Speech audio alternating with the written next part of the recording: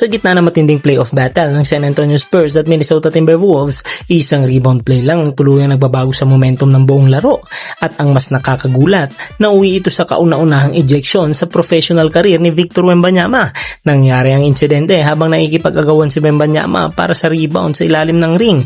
Habang binabox out at pinipressure siya ni Jaden McDaniels, nawalan siya ng balanse sa pag-ikot ng katawan. Sa mismong galaw na iyon, tumama ang kaliwang siko niya kay Naz Reid sa bandang leeg at panga. Sa umpisa, mukhang normal lang ito ng playoff contact.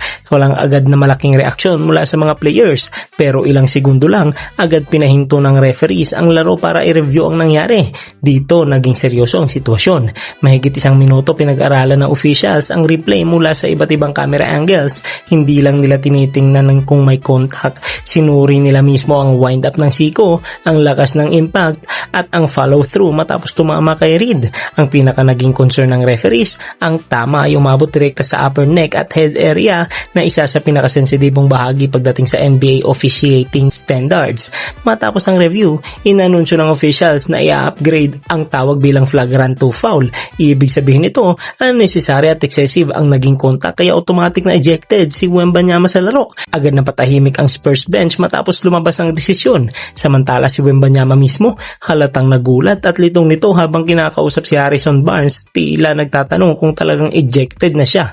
Ayon pa sa commentators, ito ang unang beses na na-eject si Wembanyama sa buong professional career niya at doon nagsimulang magbago ang takbo ng laban. Bago mangyari ang ejection, malaking bahagi ng depensa ng Spurs si Wembanyama lalo na sa ilalim. Siya ang pangunahing rim protector ng San Antonio at malaking dahilan kung bakit hirap umatake sa paint ang Minnesota. Pero pagkalabas niya, naging mas agresibo ang Timberwolves sa pag-atake sa loob. Mas naging kampante sina Anthony Edwards at Naz Reid dahil wala na ang pinakamalaking depensang humaharang sa kanila sa paint.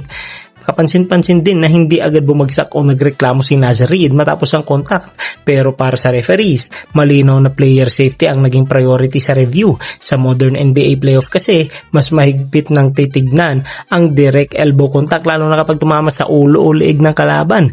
Ngayon, hati ang opinion ng fans online. May mga naniniwalang aksidente lang talaga ang buong sequence dahil nawala ng balanse si Wembanyama matapos ang physical contact sa rebound. Pero marami rin nagsasabing tama lang ang flagrant 2 dahil malinaw ang elbow follow-through at delikado ang tinamaan. Ano man ang pananaw ng fans, isang bagay ang sigurado. Ang ejection na ito ang isa sa pinag-uusap-usapan ngayong sandali ng 2026 NBA playoffs at posibleng maging turning point hindi lang ng larong ito kundi ng buong serye sa pagitan ng Spurs at Timberwolves.